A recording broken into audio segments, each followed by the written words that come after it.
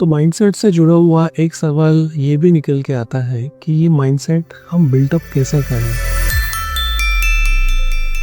आइए समझते हैं एक एनालॉजी के साथ। दोस्तों, आपने एक स्पॉन्ज देखा होगा। स्पॉन्ज में अगर हम पानी डालते हैं तो वो उसे एब्सॉर्ब कर लेता है, उसे सोख लेता है, और जब भी हम उसे निचोड़ते हैं तो उसमें से पानी ही बाहर निकलता है। ठीक उसी तरह से फॉर दैट मैटर अगर हमने उसमें ऑयल डाला है तो बट ऑब्वियस है कि स्पॉन्ज ऑयल सोखेगा, उसे एब्जॉर्ब करेगा, और सिमिलरली अगर उसे निचोड़ेंगे तो फिर उसमें ऑयल ही निकलेगा।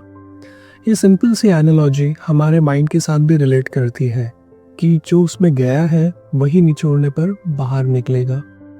हमारी ज़िंदगी में भी यही होता है कि अगर हमने पॉजिटिव चीज़ें पढ़ी हैं, पॉजिटिव चीज़ें सुनी हैं, पॉजिटिव लोगों के साथ हमारे इंटरेक्शंस होते हैं, तो ज़िंदगी जब हमें निचोड़ेगी, मतलब डिफ़िकल्ट सिचुएशन में जब हमारा माइंड निचोड़ा जाएगा तो बट ऑब्वियस पॉजिटिव चीज़ें ही बाहर आएगी।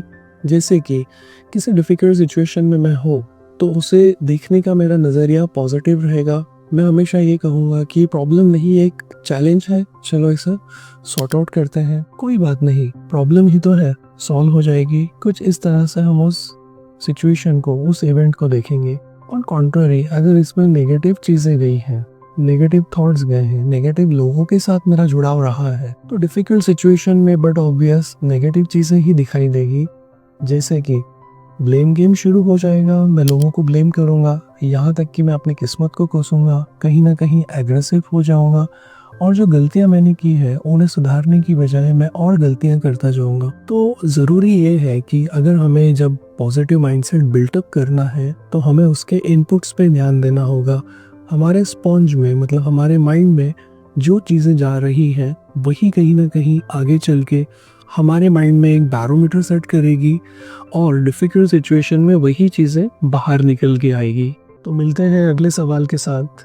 ज़िंदगी की बात कपिल के साथ, असली ज़िंदगी, असली सवाल और उनके असली अनफिल्टर्ड जवाब।